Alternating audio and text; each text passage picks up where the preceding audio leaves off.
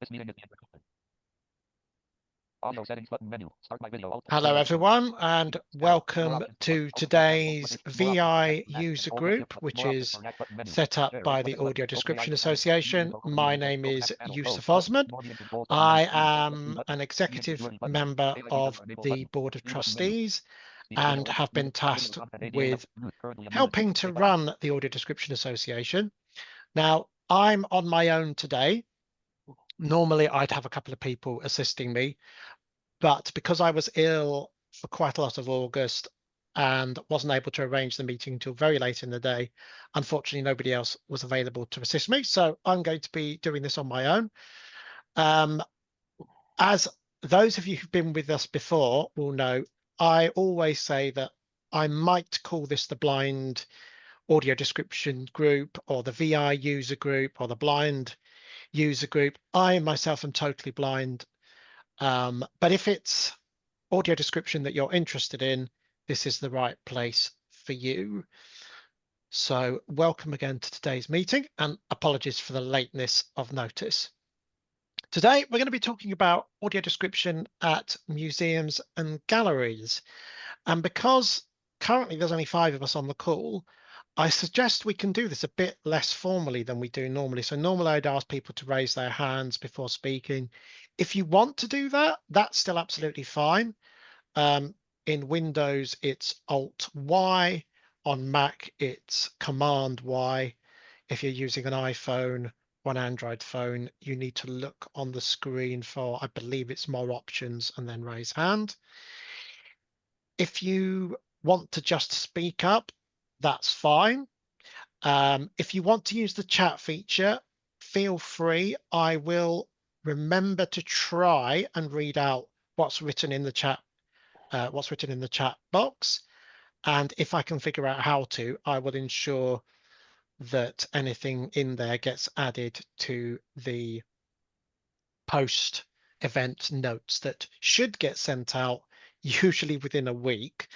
The last ones have not yet been sent out. I plan on sending both of them out sometime in the next week. Right, so we're going to be talking about museums and galleries, and I had a whole series of questions that I put in the email that I sent out last week to all of you to kind of give people areas to think about. But let's open it up to the floor. Let me ask Charmaine first of all, because you mentioned it just before we came on air that you had visited a museum recently, and would you like to talk about that experience? And if you can you talk about everything from finding out about it right through to the actual experience? Oh, hang on a second, Charmaine. No problem. I'm going to let Paulus in as well.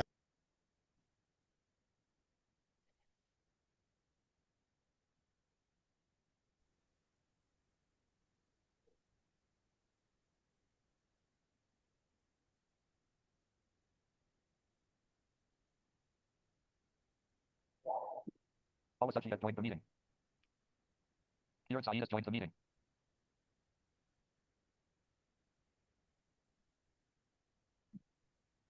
Welcome to Paula and welcome to Kieran. Just to recap, this is Yusef speaking. I'm running this meeting on my own today, and there's now 7 of us. So I suggest if people want to raise their hands, please feel free to do so. Because there's so few of us, if you want to just speak up, I think that will be okay, just so long as we kind of listen to each other very carefully. If when you're not speaking, you mute yourself, that's great. We're talking about museums and galleries today. And I was just inviting Charmaine to describe her recent experience of going to a museum in her area, from the point of actually finding out about it right to the actual experience of audio description. But obviously, say whatever you want to say, Charmaine. Thanks, Yusuf. Well, it wasn't in my area, actually. It was in I'm actually in northwest London, and it was in the Lake District, so quite far away. I've just been on a holiday with my family, and it wasn't an accidental visit. It was very much planned because basically well, to rewind and try and keep it as succinct as I can, I became really interested in the how audio description is done and arranging it all. Probably about 4 years ago. I've been registered severely sight impaired for the last 7.5 years. And I was aware of what a great thing it would be, but I hadn't really tapped into it. But I was interested in how it was done. And I did a course on Future Learn, which was run by Royal Holloway, University of London, headed up by the marvellous Professor Hannah Thompson, who describes as partially blind, all about audio description. Particularly about their Describing Diversity project, which influenced pre-show notes and how casts of theatrical productions self-describe their characterization within the drama. So that was kind of how I got into it. And I've been getting more au fait with using it since that time. And I'm actually loving it. I'm getting more into it in all areas now. But as a result of that course, I was really inspired by the wide variety of audio description professionals that were kind of immersed in that really beautiful, brilliant course, and kind of followed what they were doing subsequently. So then became aware of the workshops for inclusive co-created audio description, led by now Professor Alison Erdsley of University of Westminster. And her colleagues, and also the Sensational Museum Project, run by Professor Hannah Thompson from Royal Holloway, University of London, and also project partners from University of Leicester and other academic establishments. So, sorry, it's getting a bit dry at the moment, but it really is amazing the body of work that they've done in the last sort of 3-4 years. It's absolutely brilliant and beautiful. So the Sensational Museum is a £1 million Arts and Humanities Research Council funded project. This is all in my head, by the way. I have no notes. I am learning Braille, but I'm just so inspired. This has really been my lifeblood for the last 4 or 5 years, really. So Sensational Museum is getting away from museums displaying visuals to their audiences and getting away from that, and not just they're very conscious of audio description for blind and partially sighted people, but they're also using that as a kind of creative way in for a multi-sensory approach to museum cataloguing, accessible catalogues, so that a range of museum professionals can actually access the catalogues and describe the works within their catalogues in a multi-sensory way, but also the front-facing exhibitions for the public. So very, very interested in that project. And I went to the showcase both online and then in person at University of Westminster premises at the beginning of July. And they had some really brilliant talks by their partner museum. So this is where Keswick Museum and Art Gallery comes in, who I've just visited in the Lake District. So I heard a talk by their curator, a lady called Nicola Lawson. Take notes, Yusef, if you can.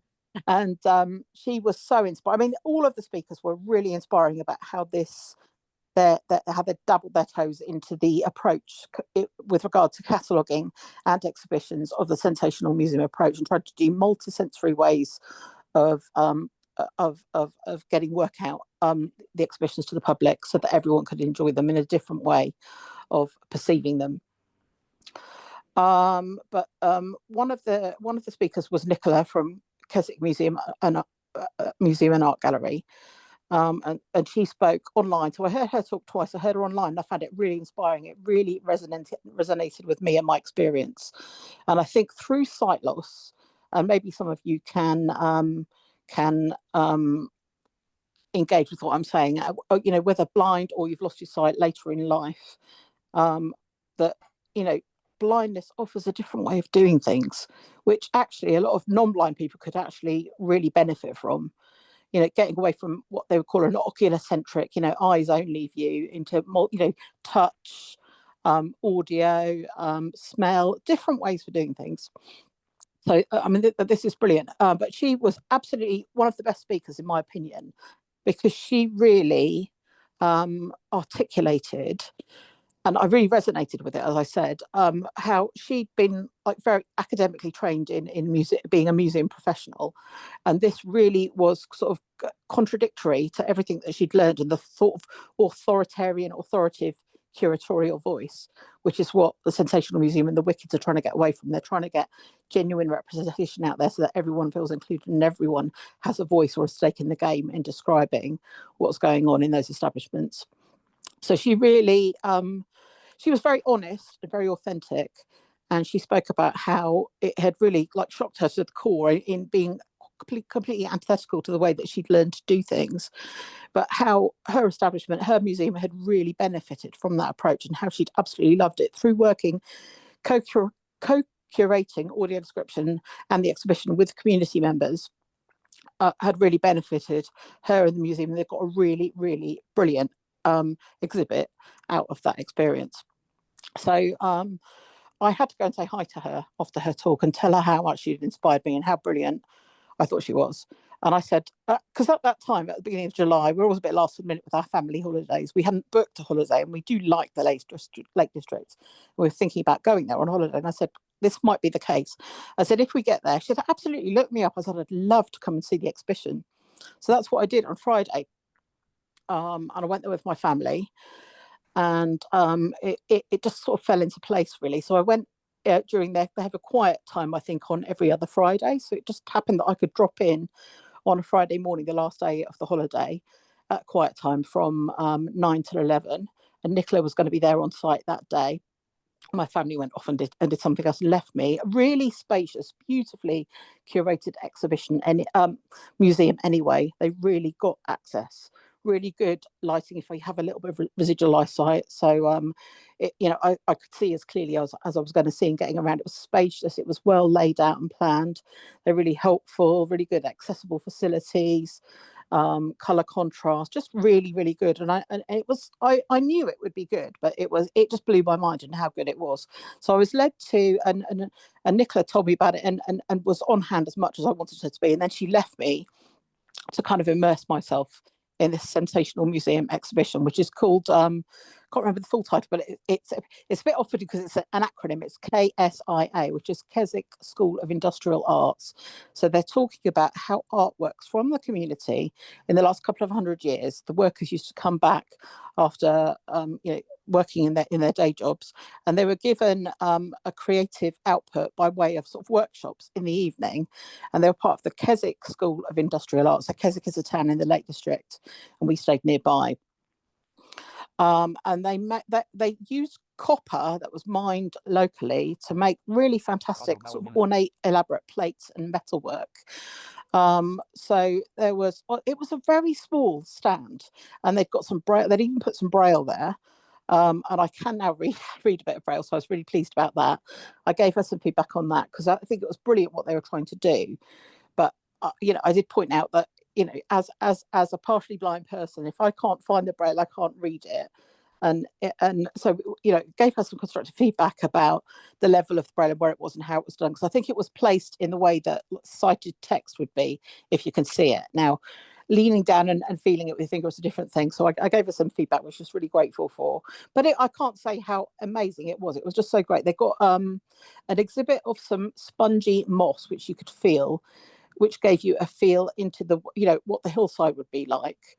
And then they had a KSI plate there, and they had some co-created audio description that had been voiced by, to rewind, these have been very successful, these workshops on inclusive co-created audio description, WICKED, workshops for inclusive co-created audio description, because members of the community co-create the audio description together.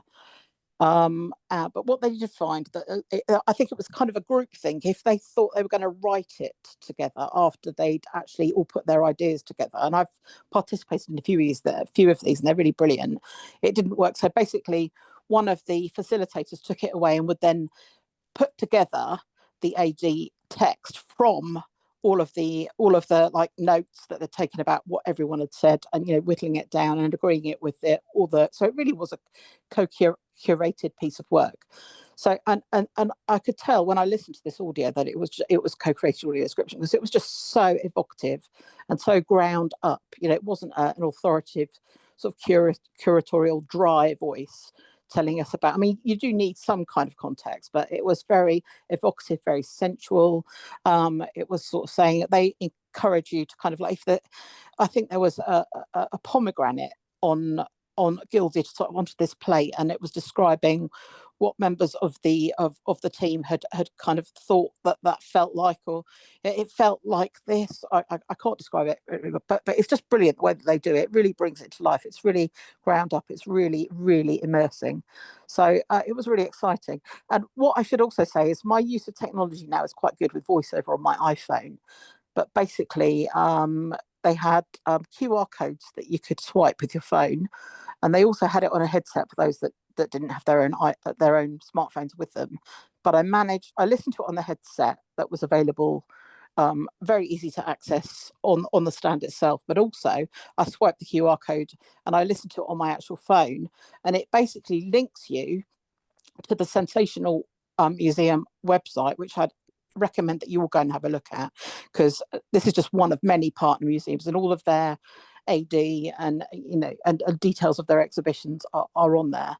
So it was really, really well organised in terms of its connection via the net onto the Sensational Museum offerings nationally. So there's a range of, I think, about 20 partner museums nationally that are participating in the Sensational Museum project, which has now culminated in these exhibitions over this summer with those museums.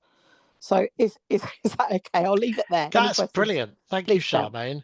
Thank you. That's absolutely brilliant. I want to travel back to something that you referred to earlier, which is how you found out about it. And setting aside the Vocalize website, because that tends to be my sort of go-to for finding out what's on. What do people use to find out what's going on in museums and galleries near to them? And yeah, feel free. If you want to raise your hand, go ahead. If you want to just speak up, go ahead and do that. Personally, it's Charmaine again. As I said, I do have a little bit of eyesight, but not enough to read detail or read text. So for me, looking around on websites is just exhausting, and I don't want to do it. I've been a virtual volunteer on the Heritage Access project, and I kind of looked at access of museums and heritage websites. So I've got, and those that are laid out well will have an access page, and it will be easier to navigate than any other. I think consistency is key. But for me, it's exhausting. I like push notifications. I sign up to mailing lists. I'm on so many mailing lists of really good quality things that I'm interested in, that I find that a really good way to get myself into things. Paula here. Hi, can you hear me all right? I can, yeah. Paula, yes. Hi, go ahead. Yes. So I guess myself onto mailing lists as well, which I think is a really good way, like the V&A and the British Museum and things like that. And my local gallery is Milton Keynes. And I also make sure that Milton Keynes Gallery puts out their audio described things on the local talking newspaper, because that's a really good way of getting information out. So that's how I tend to, I listen out on the talking newspaper, but I'm also on their mailing list as well. So I think mailing list is a really, really good way. Hi, it's Karen here. I probably do two things, projects I've worked on. I try and promote them, cross-promote them by word of mouth with other people. And I do it by mailing lists as well. I think that the other question I wanted to pose to everyone else, Yusef, when you've gone through this bit, is how museums and galleries can cross-promote each other's projects, because I think that is something that's really missing in a lot of things. You get onto one mailing list and they tell you about their stuff, but sometimes it can clash with another event that's happening, and so they don't coordinate very well, and you only have like one chance to go to one event, and if two are happening on the same day, then you miss out on something. And I just wanted, it happens a lot with it happens a lot with theaters as well, doesn't it, Kieran? Yeah.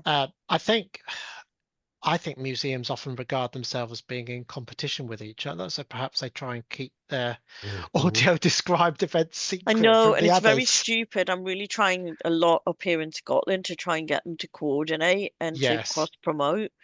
And I wonder if there's something about us as voices of VIs to actually encourage them to do that, because they have this thing of we've got our VI audience, this little group that we've created, and then we just don't want to increase that group. That could be due to resources. They don't want to get the group any bigger. But also, it's really disappointing because actually sometimes you may want to go to 2 events, but you can't because they've clashed them. Yeah, no, I agree with you. I mean, that's why I kind of excluded Vocalize from the start of this conversation, because I mean that's the, as I say, that's the website I tend to use because it does include lots and lots of different museums.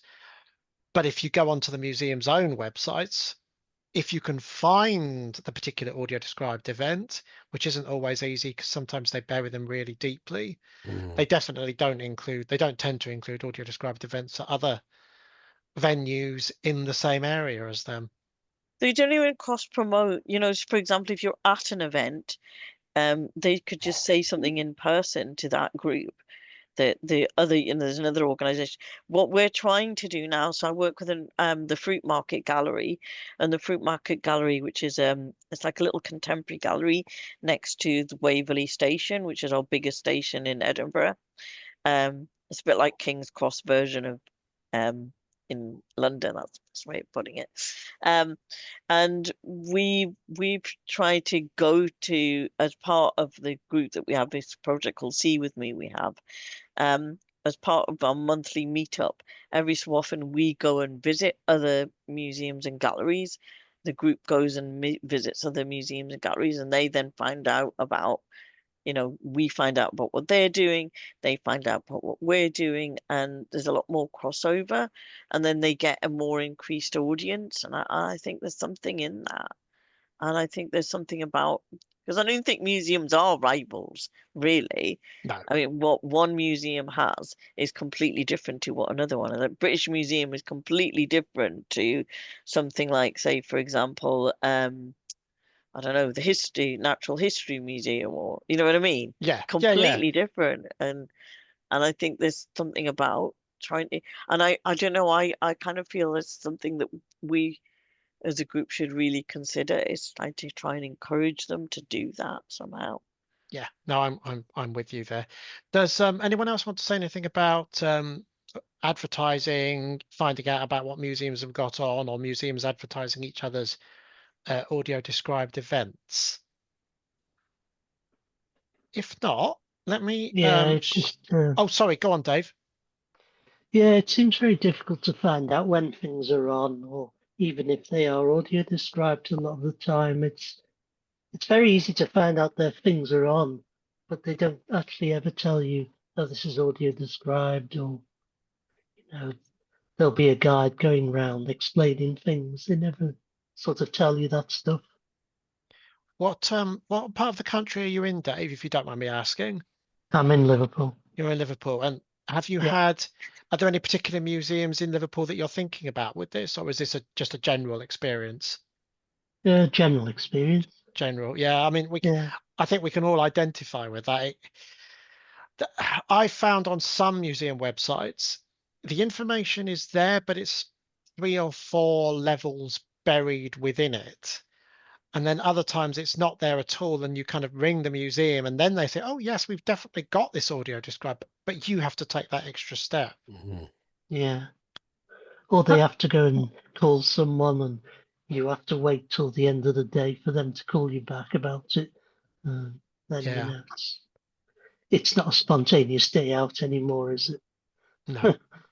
Did I hear somebody else trying to come in there? Sorry. Yeah, me, Nicola. Hi, Nicola. So I'm like the lady who spoke at the beginning. I can't think of her name now. I did the heritage project as well with Vocalize, looking at websites, and even I found with them, one of the national trust was like great for telling you all the things of mobility, but when it came to anything other disability, so hearing or like for visual, it just said we allow guide dogs, and for hearing, it was like we have a hearing loop. But if you actually speak to those organisations, you find out there's a lot more going on. And I was actually, luckily, had the sense, if I don't find what I'm looking for, to actually phone them up and ask them, because a few years back now, we took my daughter who's sighted. I'm obviously partially, we've got very limited sight now, and my mum who was sighted. We were going to the Tower of London, and I went on their website, and I could find a few things there, and we have some of this and we have that, and we have like not necessarily more description, but we have audio guides, you know, going around the place and things, which are always great. But when I actually rang them up, they said, oh, we can actually do you a bespoke, just the three of you, like we'll get someone to come round the Crown Jewels, and the tour, when we actually had it, I think they said it was about 3/4 of an hour. It was nearly twice as long. But if we hadn't have phoned up the night before and you had to have booked it, they wouldn't have had enough, like an extra person of staff to have taken you round. And they even, when we went through it, they got some models so you could feel like they've got some tactile raised images. They got a couple of models, and they even stopped, and if anyone's been, but either side of all like the coronation and all the really big, like all the things you know about, they've got 2 tramolators, and they actually stopped one of them so we could take the time we needed for her to describe stuff and show it us and everything. But if we hadn't have phoned up, we probably might not have been able to do that, and we'd have been really annoyed, because they were on their website said like, you can have this facility but you need to book it. It was just by chance that I couldn't find what I was looking for, so I phoned them up. And going on the like where you find things, again, I'm signing up to mailing lists if I hear of something. We're in Oxfordshire. We have a monthly through our place is called, it's known as the GLAM, because it's gardens, libraries and museums, and they do monthly touch tours, of which I'm on like a mailing list, but they'll tell us of other projects sometimes. And I picked up I think it was, not you said from Vocalise, but the one that the London Buckingham Palace and Windsor Castle do once a month on Zoom. So just sort of looking out for them. Our My Vision, our Blind Society, are very good at publicising like dates and times of things that are going on as well. Thank you, Nicola. I'd like to move slightly along to a couple of questions around whether you go by yourself or whether you go with sighted companions. Now, I'm a bit of a Billy No Mates. I quite often go on my own and rely on assistance from staff. I'm wondering, am I unusual in doing that? What are the rest of your experiences? Do you tend to go on your own? Do you go with sighted people? If you do go on your own, what kind of an experience do you get with assistance? I prefer to go on my own, because then you can do what you want and take your time about it. If you do need help, you can ask for help, you know, to go a bit further to find out what's going on. And how do you find the assistance you get, Dave? Is it quite good? Do they advertise it even? No, not usually. It's usually when I say, you know, I'm visually impaired, and they go, oh, we've got somebody who can help you with that. Oh, that's So it's, brilliant. again, like other people have said, it's like, if you don't ask, you don't know. And it's sometimes that's a bit daunting for people. Yeah. And do you get your own way to wherever it is, by public transport, by taxi? Because so my experience is that I know how to get to some places, but obviously there's tons of museums and galleries and theatres, and I can't know the way to all of them. So what I might do is get a taxi from the nearest railway station to get me there, and then the taxi driver to get me in. Do you do something similar, or have you got enough sight to be able to navigate your way, or how do you manage? Well, when I'm somewhere I know, I do usually do it by bus and things like that. But if I was in a different city, then I'd have to use my cane and probably get taxis around, because I can't really navigate that well. Yeah, no, Yeah. yeah, same for me. And some museums, some theatres, some galleries are really good about, you know, if you tell them, and if you ask them if somebody can come and meet you at, say, a local bus stop or a local underground station, they're really good about doing that. Other ones, not so much. Yeah, does anybody else want to come in on this one? It's Paula. I've if I'm not in Milton Keynes, I always go with a sighted person. I don't have the confidence really to do otherwise.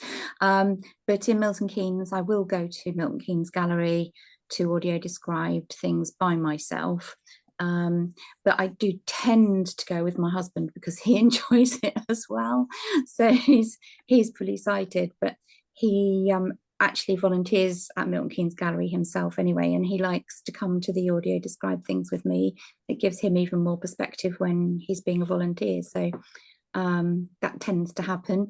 And in Milton Keynes, we don't have permanent exhibition. We have changeable exhibitions. So every couple of months it changes, and there'll be a couple of audio described tours of each new exhibition. So we get to do it reasonably frequently. But I would be perfectly confident to go by myself to Milton Keynes Gallery and know that I would get good assistance. So yeah, I would be perfectly happy to do that, but not elsewhere. Hi, Kieran. I think I'll probably do a mixture of both. Depends how excited I'm about an event. If it's an event I really want to go to, I'll go if nobody else wants to go to it. But sometimes I'll take somebody sighted. But I actually wanted to ask another aside question after you've asked this one, Yusuf, which is why orientation instructions, because I get asked to do a lot of those, and I don't know how useful they really are. Yes, I will remind me to come back to that. In fact, we'll come on to that one next, unless if anyone else has anything to say about getting to the museum. No? Okay. I've also done some of the recordings of those orientation instructions and kind of walked through with an audio describer to try and work out how to write the orientation instructions. And I always wonder whether there's much point to it, because I don't think on my own I'd attempt to navigate, even a small museum based on recorded instructions at a place that I'd never been to before. I would much rather have a sighted person with me guiding me around. I don't. Yeah, I was gonna say I agree with you, but I also feel like I do them in the perspective of somebody who can't see anything at all, with a splash of somebody who can see a bit. But I always think I don't know about you, Yusuf, how you feel about it, but I always think, and as much as I try and keep them generic, like useful for everybody, they all still have a slant to whoever's written them. Yes. And that's my fear and of biasness about it. It's not biasness, if that's even a word, but do you know what I mean? And also, I shouldn't outdo myself from work, but I also feel, is it really is it a point behind them? Because it does take us hours to test them and do them. Yes. And I just wonder how many people use them. I mean, luckily, we always do it as a part of, well, I don't know about you, but when I've done it as a part of testing the audio description as well. Oh no, So, sometimes I've been asked to just test the orientation. oh, And sometimes they've changed it. So for Holyrood Palace, sometimes they tweak it. Every so often yes. they'll change it. They have like yearly exhibitions, and after a year they come back and they ask me to just tweak and change a little bit of it. And it could be just something that's a new gallery or something that they put in, or a new thing that they put in. And I just think, oh, and I have to do the whole lot. All over again. Yeah. I mean, I tend to do it when I record it. I tend to do it on the basis of who is going to need this the most. And for me, it's got to be the person with no sight at all. So I tend to do it with that person in mind, because if you've got some sight, you can almost allow what's being said to pass over you if you can see the next, I don't know, case or the next exhibit that we're kind of directing you to, whereas the totally blind person can't. But yeah, what do other people think about recorded and orientating themselves in the venue? Yes, go on, Paula. I leap in here because I was in Holyrood Palace in June. Oh, were you? Yeah. And My neck of the woods. I used the audio description headphones. Unfortunately, the machines are so old. They are really. I That apologise in I advance. needed 5 sets to get me around the whole thing because they just kept conking out. I am so sorry. I deeply apologise. Pauline, on my, I have no control over them, but I still feel bad. However, I thought that it was really, really good. And the thing was that I was with my husband, and I was actually with a whole group of us, ex-physiotherapists, and anyway, with all blind people. And my husband was about the only sighted person there, but he was with me, and I kept saying, "Okay, so we turn left now." And oh, do we? Yes, we turn left and we come to the end of here and then we turn right. And he was going, oh. So I was telling him which way to go because of your orientation or whoever's orientation it was. So actually, I can say, yes, it was ever so useful. Thank you so much. That's really, do you know what? I feel reassured. It is me that does it all the time. So you can come back and blame me if it goes wrong as well. I don't mind. So because he would, I think, because there's a little exhibition of paintings. Is it Gentileschi at the moment? Probably there's a new one. There's always something new that they put in every so often. Okay, well, it was Gentileschi, I think, at the time. And my husband would have walked straight past the little corridor off to the left where these paintings were. And he loves Gentileschi. So he would have been really disappointed if he'd just walked straight on. And I said, no, we need to go down here. so it was really, really useful on this occasion. But I can't speak for other things because I'm not sure about. I can't say every time orientation is there, it's really useful. But on that occasion, I can assure you it was. Okay, so it's something about having it there as a backup plan. Okay, that's useful to point. That's really useful to know. And I am the one who does the testing for them. So it's you can always blame a Kieran. If it goes wrong, you can say, I want to get back in touch with that Kieran. Because I'm just the one based up here, so I'm the one who does it all the time. You can always find Kieran through us. Sorry, somebody was gonna come in there. Whoever you are, go ahead. Oh no, perhaps that was my imagination. It wasn't me, but I'll say something anyway. It's Charmaine Go on, again. Charmaine. Hi everyone. A bit of an aside here, but I think like talking about sensational museum and multi-sensory approach, that's a really good example of how other ways of doing things, like the audio approach for blind and partially blind people, works really well for sighted people that are bombarded by visual signage and are just so overwhelmed by visuals that's actually a better way of navigating sometimes when done well. Yes, I think that could be quite good for the autistic community as well. Yeah. I think it was RAF Duxford. They had a museum. They were just setting it up when we were doing access audit on it. And they used a lot of handrails, which is obviously helpful for those with mobility issues as well. But the handrails just had simple arrows on them to keep you in line, with and so you don't miss anything doing a circuit. And of course, they had a lot of tactile stuff. I mean, audio description is great, but I think if it's got something tactile there, it's really good. Yeah, Charmaine again, I agree. I think sometimes when they do the sort of like tactile rails on the flooring, so instead of an actual little fence that you could fall over, or and that works for everyone, that if your cane can actually touch a little tactile rail on the floor, that's a really good way of navigating a thing. Speaking of audio description, we've talked about finding out about what's going on and how to get to the galleries and the museums. Let's actually talk about the audio description itself. What do people think of the general quality of the audio description, and do you prefer to have somebody delivering it live, or do you prefer it recorded, or do you not mind, or are you happy to have a mixture? Because I prefer to have a live audio describer or a live curator where I can actually ask questions to clarify the audio description. And obviously, if you're in a group with 15 or 20 other people, it can become a bit more difficult to ask your own questions because you've obviously, you've got limited time. But if you go on a one-to-one tour, then you do have more time. Lee, I heard you wanting to say something, so go ahead. No, I totally agree.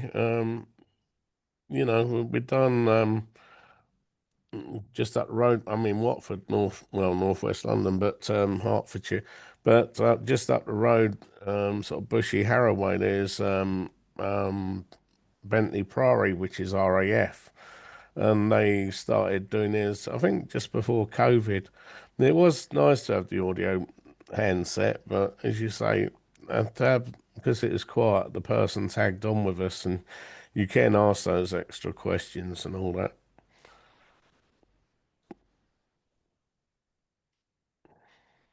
Does Yeah, totally agree. Sorry, go on, Dave. totally agree with you. I think live is always better, but I think we've got to, you know, any audio description's better than no audio description, really.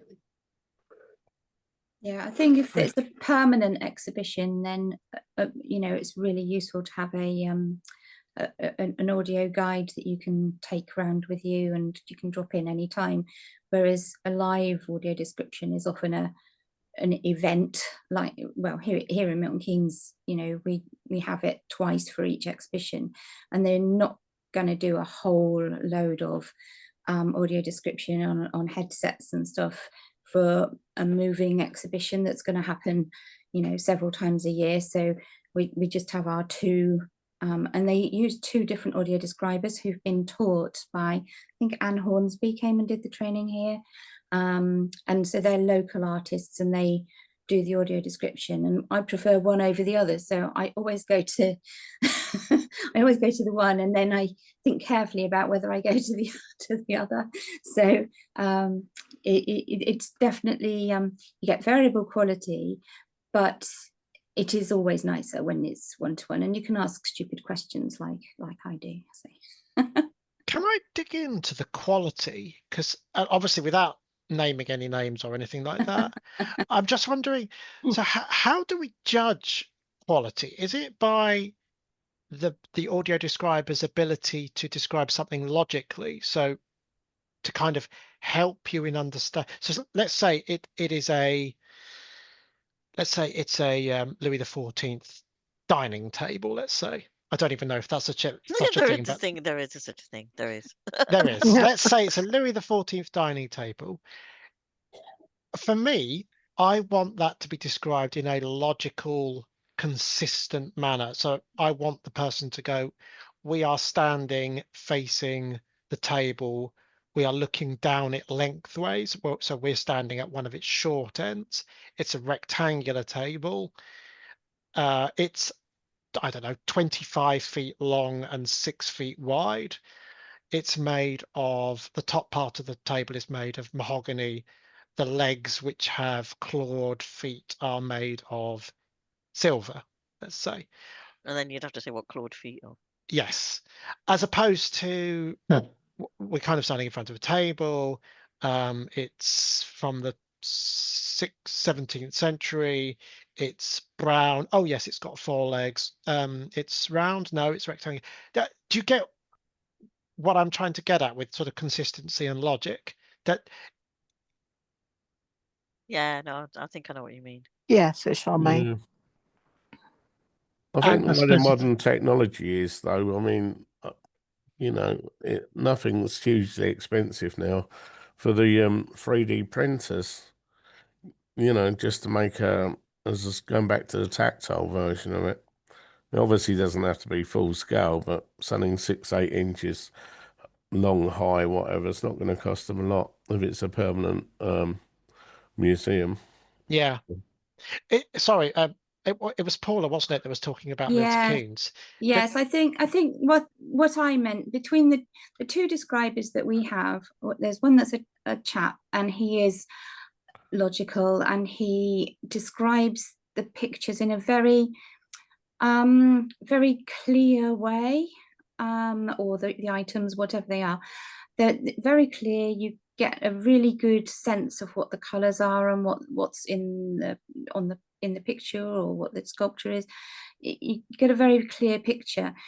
The female that does the descriptions is more artistic, I suppose, in her descriptions. You know, they're very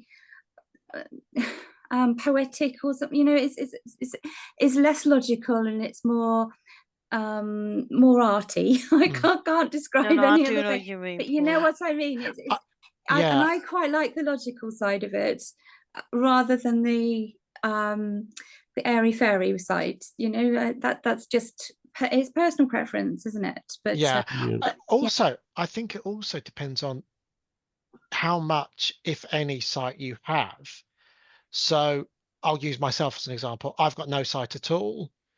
So I need that logical, consistent overview in order to actually know what's in front of me. And I don't know, I know Kieran has done this. I don't know how many others have done it, where you actually go out to museums and teach museum Now, and do gallery you know what? stuff. I'm glad you're asking the question because I'm intrigued by it. I have to agree with Paula. I think I find artistic stuff really frustrating. And primarily I want to know what the thing is and what it look like and size and bits about it before I go into the detail about it. But I wonder if it is a blind versus partially sighted thing. So I'm intrigued to know. And it is one of the hardest things to get museum staff and gallery staff to do. So when you go Yeah. out to teach them about audio description and what it is, and you one of the things that we used to do with Vocalize was you'd go out, you'd do a 2-day course, and on the final afternoon, the staff would hopefully be delivering sample audio descriptions to the trainers.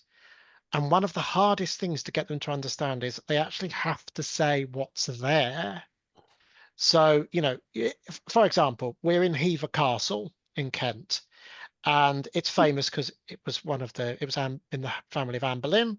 So there's a bedroom there where there's a bed that Henry VIII and Anne Boleyn slept in. And it would be like going into that room and saying, right, we are now standing in the bedroom in which Anne Boleyn and Henry VIII slept. Okay. It dates from the 14th century. Okay. The bed that is here is the same bed that they used. But we've just spent 30 seconds and we still don't know what the bed is made of, what the bed looks like, how big it is, how high off the ground it is it a 4-poster?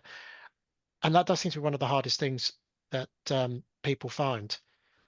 Yeah, I did do the really, and you can do that much faster by saying we're in the original bedroom of Henry VIII and Anne Boleyn, and the original bed is like, and then you can just go straight into that, and Yes. and it's trying to get them to do that. You're absolutely right. It's really fascinating because some people do really get a hang of it, but and it does intrigue because I always feel like, am I being unfair by making them do that, or is it the right way to do it? To get them to do that first and then think about the kind of historical and artistic information about stuff afterwards. I mean, obviously you have to mix it, but I do think for those of us that can't see at all, you've got to tell us what's there right up front and center, because otherwise, if you're doing 5 or 6 audio described events, audio described objects, I don't know about anybody else, but by the 6th, I'm becoming a bit tired. Yeah. And my concentration levels are dropping. So you have to really get our attention straight away by saying precisely what it is. You know, in front of you. It's Charmaine, it's a really important point. Thank you. I think and I've had this conversation with one of the academics from the University of Westminster, and I think it is that it's from a blindness or partially sighted perspective. I also want to know, because again, we get really fatigued. I think the sighted world don't really understand this. We want the freedom, liberty to select what we want to like take in.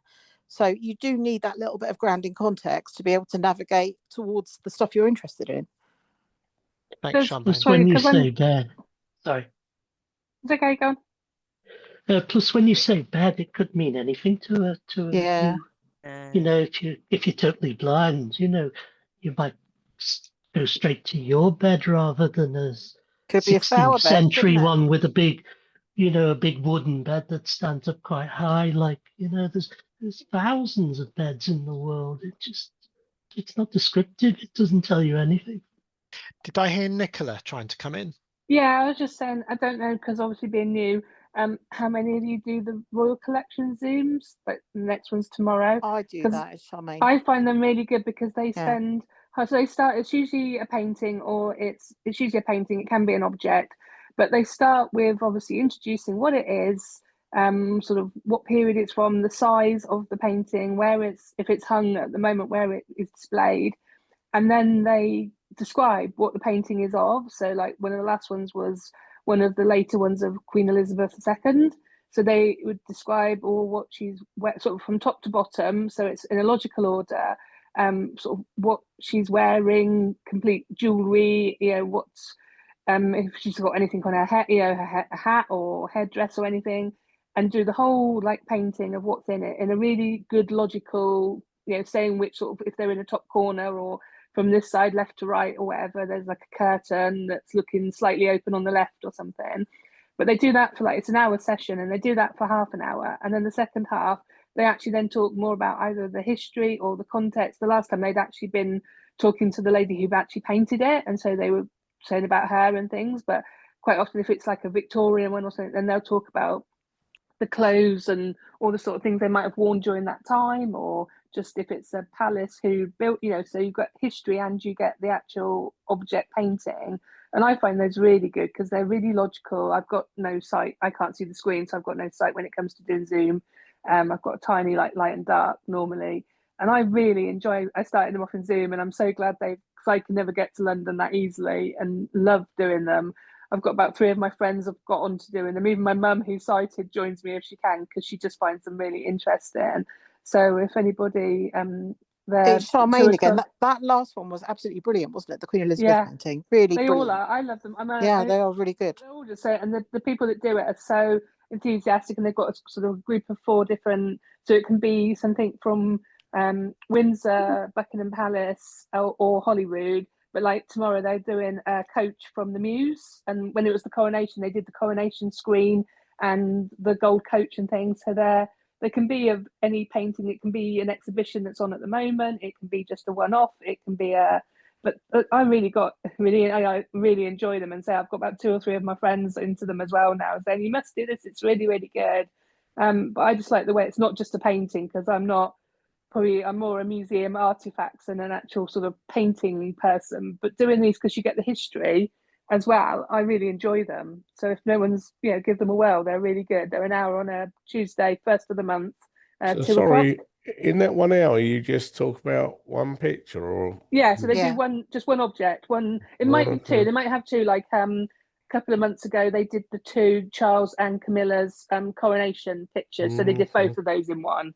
But most of the time it's just one, so they really concentrate on it in a real lot of detail. The descriptions are absolutely brilliant if you've got, say, very limited sight. I mean, there's people on there from lots of sight to none, but for someone like me who can't see the painting at all, it's really descriptive. I'd really recommend them. That's brilliant. I was just thinking the tactile version with dots or raised areas or what would be a lot quicker for those with a shorter attention span or boredom threshold. It's just because it's on Zoom, so it's not in person, it's a Zoom. When they started, they used to do a couple during the year, and they still do now. You can go to a couple in person, but they started them off in lockdown when people couldn't go to the museums, and they've luckily, for me, I'm so thankful they've carried on doing them, and say it's just once a month. But you can always just, if you've had enough of it, you can just leave. They don't mind people. If you've had enough of, or you just want to listen to the description of the painting and not the bit after or whatever. So, but yeah, I find them really good. Thanks for that. I didn't know about that, and I will go and find the link and advertise. Do you want me that. to? I can email it. Could you? That would be really helpful. Yeah, if you email it, I will then include it in the same link every month. So once you've got the link, you don't. Amy's got a mailing list who runs it. Amy, I can't think what her surname is. Thank you. I got someone else in another Amy that I knew. And she's in charge of them. And the Fiona up in Scotland does them as well with her from Holyrood. And between them, they do the descriptions, and they put the pictures up on screen so anyone who's got some useful vision can see. And they zoom into bits as well. So if they're talking like, sort of like the face of Queen Elizabeth, they'll zoom in on that as well for you if you've got some sight. But it's the same Zoom link for every session, and it's 2 o'clock the first Tuesday. If you can send me the email address of Amy. Yeah, if I just reply to the link you sent today, will that get to you? That should do. Yes, that'll get. If I forward it to that, hopefully it'll come up to and then I can advertise it for everybody else. That's brilliant. Yeah, so it's tomorrow, which is a bit short notice, but after that, it's always the First, okay. first Tuesday, 2 o'clock. That's really interesting because you raise an issue that I was going to ask about, and we've only got 5 minutes left, so let's be quite quick on this one. What do people think about? So when you go to some galleries and some museums, you will for an audio described tour, you might go and sit in a particular room and they'll show you a picture of whatever it is they're going to be talking about, or however many objects they're going to be talking about. And then other times you'll go and you'll actually wander around the space. Personally, I prefer the latter because I actually like to get really close to the object, not because I can see it, but just because I can then say I was in the presence of, you know, whatever it might be, the ashes or the throne or the crown jewels or whatever it might be. What do other people feel about actually, you know, going and sitting down somewhere and having people talk to you, or actually going and standing in front of the thing as somebody describes it to you? Is there a preference? I've done it a few times whereby they take you to a room and they show you a lot of things and do a lot of describing, and then they take you into the gallery space and stand you in front of it and say, here it is, and you know, and you can now visualize what you've just been told. So I've found that really useful, because while you're not clogging up the gallery for everybody else and having to stand there while they talk, you can go and sit down and be comfortable, have objects to handle and so on. And I've quite enjoyed that, doing it that way. The National Gallery used to, I suppose they possibly still do.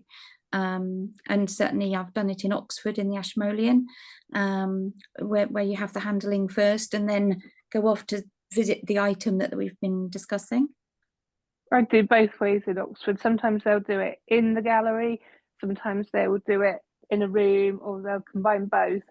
But sometimes you find, because the galleries are open to everybody, it's a lot noisier and it's a lot, or you get someone like just thinks they'll walk through and, or they join on, and you've got certain lots of viewers it is to get round, and these people just, oh, we'll just join in this sounds really good, and then they start talking about something else, and you're like, this is the specific, but they haven't actually closed off. Sometimes I quite wish, I don't know if they could like close off like that particular part of, I know in the natural history in Oxford one time, if it's upstairs, it's the temporary exhibition, they did have like barriers they could put either end of the walkway to stop people coming through, but they don't seem to be able to do that, whether it was a fire or I don't know. It's just those ones like you get at the shop queues, but sometimes it's just a bit too noisy. Whereas if you're in a proper space, you're actually in that space where you can actually hear it a lot better. And I sometimes find that, and also I've got quite mobility problems, so being able to just stay in one space sometimes is a bit easier than having to keep moving about, and I can't see when I'm in front of it anyway, so I'm more than happy just to sort of be in one place and let them pass them round rather than possibly being round. But I think it depends on the exhibition and what you're looking at, and whether it can be transported into a room or whether you need to be in front of it, and there's things actually in that exhibition that you can still touch and feel. It's when you're just standing around glass cases that I sort of get a bit, I know they have to be in them for reasons, and so much has come on with replicas now, but it's still a bit like you're standing in front of, I'll stand at the back because I want to let the people who can see stand at the front, sort of, and if they can see it, but it's a bit, it's mixed feelings, I think, different times for different experiences. I mean, with others around you, you do get that bit of, they might have seen something, or they might be talking to their partner and you've overheard it. What your sighted guy doesn't told you. I mean, a good point of that was maybe the most emotional place I've been to is Ground Zero. And we had a sighted guy telling us we could feel bits of the two towers and all that. But as I say, it wasn't busy by any means, but hearing what other people were saying around us, and you'd sort of talk to your guide, oh yes, I'll show you that. It wasn't on the agenda, but we diversified. That must have been quite an experience, and it kind of introduces the whole atmosphere, which kind of goes beyond audio description, but adds to the audio description. Sorry, I think as well, it always pays, even if you've been on websites and everything, to get in touch, email, phone call or whatever, and always ask. And sometimes a little while before, a couple of years ago, I went to Sweden and was going to the Abbey Museum. And I just got in touch with them and said, I'm blind, I'm coming here. Is there anything? It's a very immersive museum anyway. There's lots of things you can do, including like sing and dance with holograms of them and everything. But I just said, I didn't sort of know this at the time, and just said, is there anything, you can offer to a blind visitor? And they came back and said, actually, we've got replicas of all the Waterloo Eurovision costumes, and we can let you feel them. So I thought it was a bit sort of like, when you go to the theatre, they'll be on a rail, on hangers, they'll just hold them up, you can touch them. They had me stood on a plinth in the middle of the museum feeling these costumes, to which then everybody else was queuing up to this lady going, can we come next and do it? And they're like, sorry, this is a private, so it does pay to ask, because it's amazing what sometimes they can actually find or put on for you when you say and give them a little bit of time to come up with something. So that's my little tip, I think, out of all of museums as well. Being blind has its advantages sometimes, doesn't it? Yeah, yeah. Surely That's what my does, daughter was yeah. with touch tour. She used to get really excited, like we were going on a touch tour, and her friends or her teacher or whatever, she'd been on the stage and seen all how things were done and everything. She used to love that when she was younger. I'm really sorry, we're out of time. Time has beaten us yet again. A couple of things before I end the recording and close the meeting. Thank you very much, everyone, for coming. It's been a really interesting meeting. I hope you'll all agree. I will write up the notes for this meeting and sort out the link so that people who weren't able to be here can listen and watch the meeting. And I hope to do that in the next week. In that email will also be the link to our previous meeting and the notes from that meeting. When I send out that when I send out that email, I shall be asking you for your views on our meeting times. So far, and this is our 6th meeting, I've been changing the day and the time because there's now 96 of us who are on this user group email list. Oh, wow. And I've wanted to try and enable as many people to come as possible. So I've been moving the meetings around. I've had an email or two from people asking whether we could sort of, have meetings in the evenings, have meetings on certain days. So I think it's time for me to ask you guys, would you like the meetings to stay irregular as they have been? Would you like them to be irregular but fixed in the evenings, irregular but fixed in the mornings, or would you prefer a fixed date and time? You don't have to answer now, but it would be great if when you see that email, could you think about what you'd like to do and let me know in a reply. If you have anything you want to say about the meetings, how they run, or the user group, topics of conversation, don't forget to email me at vigroup@audiodescription.co.uk. And our next meeting is on the 7th of October at 2000 hours British Summer Time, which will provide an opportunity to discuss audio description of buildings. And of course, for those of you that are aware, Open House Weekend is coming up. I think it's in a couple of weeks' time, which is, there will be some audio described buildings. I think an email was sent out to everyone quite recently about it.